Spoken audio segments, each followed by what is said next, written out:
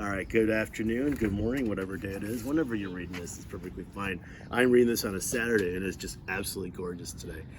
So you'll probably be getting two videos from me. I'll probably record another one, and you'll probably get these on Monday. So I got to make up for some time that I did not post. So we are now in part two. What chapter do we read? Chapter 28 was we kind of get a little background about Kate Barlow and how Mr. Trout.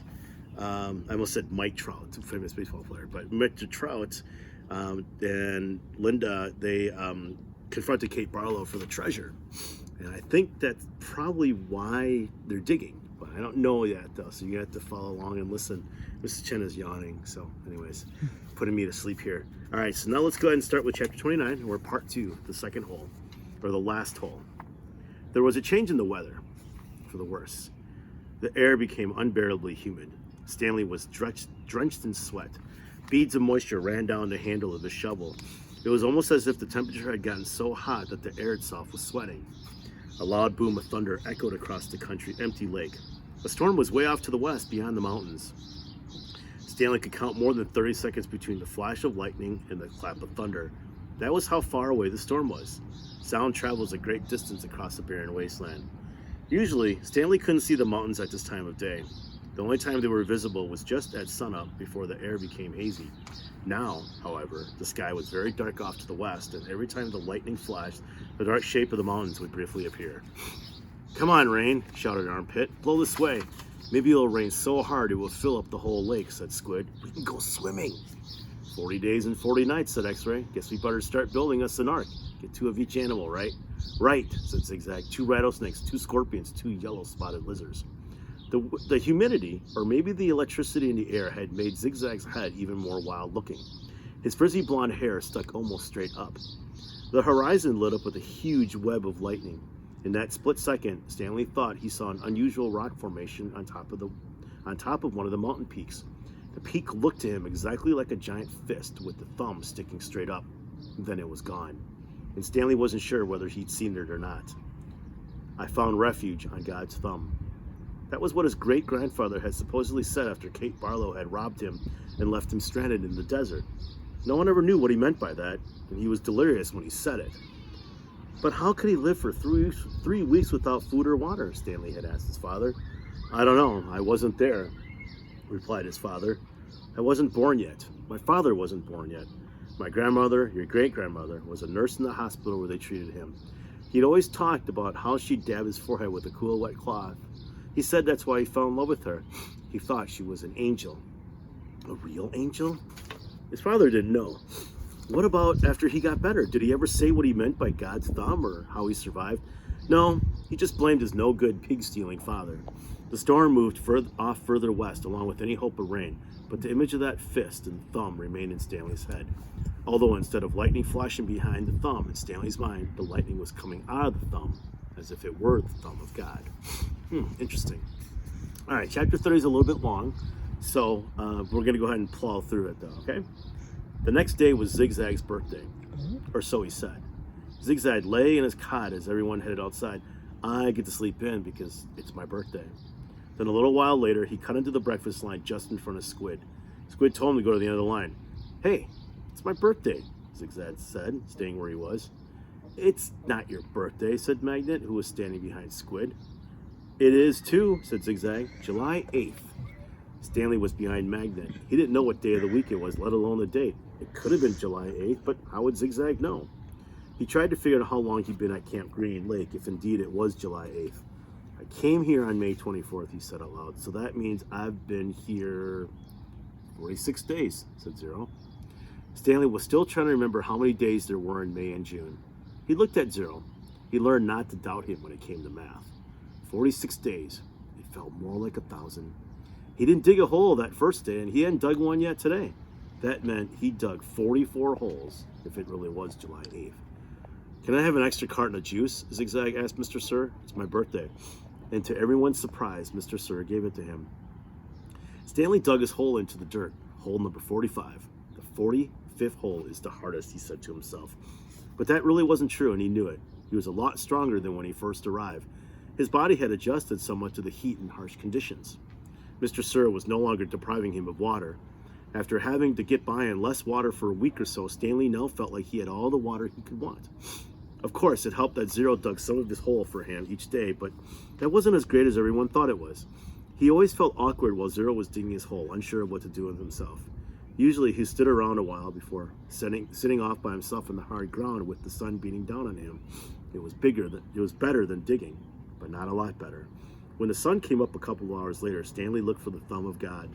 The mountains were little more than dark shadows on the horizon. He thought he could make out a spot where the top of one mountain seemed to jut upward, but it didn't seem very impressive. A short time later, the mountains were no longer visible, hidden behind the glare of the sun reflecting off the dirty air. It was possible, he realized, that he was somewhere near where Kate Barlow had robbed his great-grandfather. If that really was her lipstick tube he'd found, then she must have lived somewhere around here. Zero took his turn before the lunch break. Stanley climbed out of his hole and Zero climbed down into it. "Hey, caveman," said Zigzag, "you should get a whip. Then if your slave doesn't dig fast enough, you can crack it across his back." "He's not my slave," said Stanley. "We have a deal, that's all." "A good deal for you," said Zigzag. "It was Zero's idea, not mine." "Don't you know, Zig?" said X-Ray, coming over. "Caveman's doing Zero a big favor. Zero likes to dig holes." "He sure is a nice guy to let Zero dig his hole for him," said Squid. "Well, hey, what about me?" asked Armpit. "I like to dig holes, too. Can I dig for you, Caveman, after Zero's finished?" The other boys laughed. "No, I want to," said Zigzag. "It's my birthday." Stanley tried his best to ignore them, and Zigzag kept at it. "Come on, Caveman, be a pal. Let me dig your hole." Stanley smiled as if it were a big joke. When Mr. Pendanski arrived with water and lunch, Zigzag offered Stanley his place in line, since you're so much better than me. Stanley remained where he was. "I didn't say I was better." "You're insulting him, Zig," said X-Ray. "Why should Caveman take your place when he deserves to be at the very front? He's better than all of us. Aren't you, Caveman?" "No," said Stanley. "Sure you are," said X-Ray. "Now come to the front of the line where you belong." "That's okay," said Stanley. "No, it's not okay," said X-Ray. "Get up here." Stanley hesitated, then moved to the front of the line. "Well, this is a first," Mr. Pendanski said, coming around the side of the truck. He filled Stanley's canteen and handed him a sack lunch. Stanley was glad to get away. He sat down between his hole and Zero's. He was glad that he'd be digging his own hole for the rest of the day. Maybe the other boys would leave him alone. Maybe he shouldn't let Zero dig his hole for him anymore, but he needed to save his energy to be a good teacher. He bit into a sandwich which contained some kind of meat and cheese mixture that came in a can. Just about everything at Green Lake came in a can. The supply truck came about once a month. He glanced up to see Zigzag and Squid walking toward him. "I'll give you my cookie if you let me dig your hole," said Zigzag. Squid laughed. "Here, take my cookie," said Zigzag, holding it out for him. No thanks," said Stanley. "Come on, take my cookie," said Zigzag, sticking it in his face. "Leave me alone," said Stanley. "Please, eat my cookie," said Zigzag, holding it under Stanley's nose. Squid laughed. Stanley pushed it away. Zigzag pushed it back. "Don't push me. I didn't." Stanley got to his feet. He looked around. Mr. Pendanski was filling Zero's canteen. Zigzag pushed him again. "I said, don't push me." Stanley took a step backward, carefully avoiding Zero's hole. Zigzag kept after him. He shoved Stanley and said, "Quit pushing." "Lay off," said Armpit as he, Magnet, and X-Ray joined him. "Why should he?" snapped X-Ray. "Caveman's bigger. He could take care of himself." I don't want any trouble," Stanley said. Zigzag pushed him harder. "Eat my cookie," he said. Stanley was glad to see Mr. Pendanski coming toward them, along with Zero. "Hi, Mom," said Armpit. "We were just fooling around." "I saw what was going on," Mr. Pendanski said. He turned to Stanley. "Go ahead, Stanley," he said. "Hit him back. You're bigger." Stanley stared at Mr. Pendanski in astonishment. "Teach the bully a lesson," said Mr. Pendanski. Zigzag hit Stanley on the shoulder with his open hand. "Teach me a lesson," he challenged. Stanley made a feeble attempt to punch Zigzag, then he felt the flurry of fists against his head and neck. Zigzag had hold of his collar with one hand and was hitting with the other. The collar ripped and Stanley fell backward onto the dirt. "That's enough," Mr. Pendanski yelled. It wasn't enough for Zigzag. He jumped on top of Stanley. "Stop!" shouted Mr. Pendanski. The side of Stanley's face was pressed flat against the dirt. He tried to protect himself, but Zigzag's fist slammed off his arms and pounded his face into the ground. All he could do was wait for it to be over. Then suddenly, Zigzag was off of him. Stanley managed to look up, and he saw that Zero had his arm around Zigzag's long neck. Zigzag made a gagging sound as he desperately tried to pry Zero's arm off of him. "You're gonna kill him!" shouted Mr. Pendanski. Zero kept squeezing. Armpit charged into them, freeing Zigzag from Zero's chokehold. The three boys fell to the ground in different directions, and Mr. Pendanski fired his pistol into the air. The other counselors came running from the office, the tents, or out onto the lake. They had their guns drawn, but holstered them when they saw the trouble was over. The warden walked over from her cabin. "There was a riot," Mr. Pendanski told her. "Zero almost strangled Ricky." The warden looked at Zigzag, who was still stretching and massaging his neck. Then she turned her attention to Stanley, who was obviously in the worst condition. "What happened to you?" "Nothing. It wasn't a riot." "Ziggy was beating up the caveman," said Armpit. "Then Zero started choking Zigzag, and I had to pull Zero off of Zigzag. It was all over before Mom fired his gun." "They just got a little hot, that's all," said X-Ray. "You know how it is, in the sun, all day. People get hot, right? But everything's cool now." "I see," the warden said. She turned to Zigzag. "What's the matter? Didn't you get a puppy for your birthday?" "Zig's just a little hot," said X-Ray. "Out in the sun all day. You know how it is. The blood starts to boil." "Is that what happened, Zigzag?" asked the warden. "Yeah," said Zigzag. "Like X-Ray said, working so hard in the hot sun while Caveman just sits around doing nothing. My blood boiled."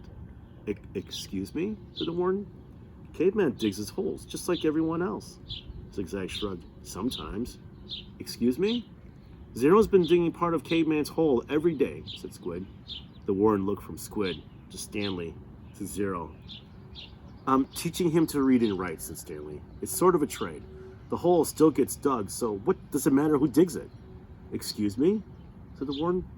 "Isn't it more important for him to learn to read?" Stanley asked. "Doesn't that build character more than digging holes?" "That's his character," said the warden. "What about your character?"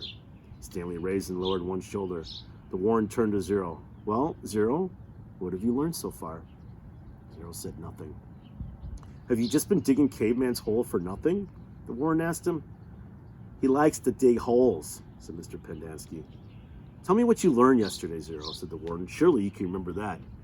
Zero said nothing. Mr. Pendanski laughed. He picked up a shovel and said, "You might as well try to teach the shovel to read. It's got more brains than Zero." "The at sound," said Zero. "The at sound?" repeated the warden. "Well, then tell me, what does C-A-T spell?" Zero glanced around uneasily. Stanley knew he knew the answer. Zero just didn't like answering questions. "Cat," said Zero. Mr. Pendanski clapped his hands. "Bravo, bravo, the boy's a genius." "F-A-T?" asked the warden. Zero thought a moment. Stanley hadn't taught him the F sound. "F," Zero whispered. "F, at, fat." "How about H-A-T?" asked the warden. Stanley hadn't taught him the H sound either. Stanley concentrated hard, then said, "Chat." And all the counselors laughed. "He's a genius, all right," said Mr. Pendanski. "He's so stupid, he doesn't even know he's stupid." Stanley didn't know why Mr. Pendanski seemed to have it in for Zero. If Mr. Pendanski only thought about it, he'd realize it was very logical for Zero to think that the letter H made the ch sound. H, not ch. "Okay, from now on, I don't want anyone digging anyone else's hole," said the warden, "and no more reading lessons." "I'm not digging another hole," said Zero. "Good," said the warden. She turned to Stanley. "You know why you're digging holes? Because it's good for you. It teaches you a lesson. If Zero digs your hole for you, then you're not learning your lesson, are you?" I guess not," Stanley mumbled, although he knew they weren't digging just to learn a lesson. She was looking for something that belonged to Kissing Kate Barlow. "Why can't I dig my own hole, but still teach Zero to read?" he asked. "What's wrong with that?" "I'll tell you what's wrong with that," the warden said. "It leads to trouble. Zero almost killed Zigzag." "It causes him stress," said Mr. Pendanski. "I know you mean well, Stanley, but face it. Zero's too stupid to learn to read. That's what makes his blood boil, not the hot sun." "I'm not digging another hole," said Zero. Mr. Pendanski handed him the shovel. "Here, take it, Zero. It's all you'll ever be good for." Zero took the shovel. Then he swung it like a baseball bat. The metal blade smashed across Mr. Pendanski's face. His knees crumpled beneath him. He was unconscious before he hit the ground. And the counselors all drew their guns. Zero held the shovel out in front of him as if he were going to try to bat away the bullets. "I hate digging holes," he said, and then he slowly backed away. Don't shoot him," said the warden. "He can't go anywhere. The last thing we need is an investigation." Zero kept backing up, out past the cluster of holes the boys had been digging, then farther and further out onto the lake. "He's going to have to come back for water," said the warden. Stanley noticed Zero's canteen lying on the ground near his hole. A couple of the counselors helped Mr. Pendanski to his feet and onto the truck. Stanley looked out at Zero, but he had disappeared into the haze. The warden offered the counselors to take turns guarding the shower room and rec room all day and all night. They were not to let Zero drink any water. When he returned, he was to be brought directly to her. She examined her fingernails and said, "It's almost time for me to paint my nails again." Before she left, she told the 6 remaining members of Group D that she still expected 7 holes. Wow, that's quite a change of events there. Pretty interesting. So anyways, I don't really have a research question to ask you.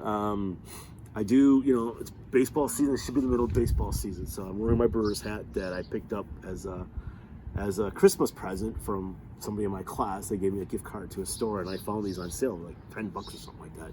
But it's pretty cool. It's obviously a Brewers hat. I want you to find any Brewers player, current, present, or maybe even future. If you want to dig deep into the minor leagues, you can do that.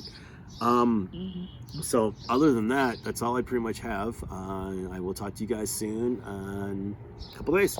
Love you guys. Bye-bye.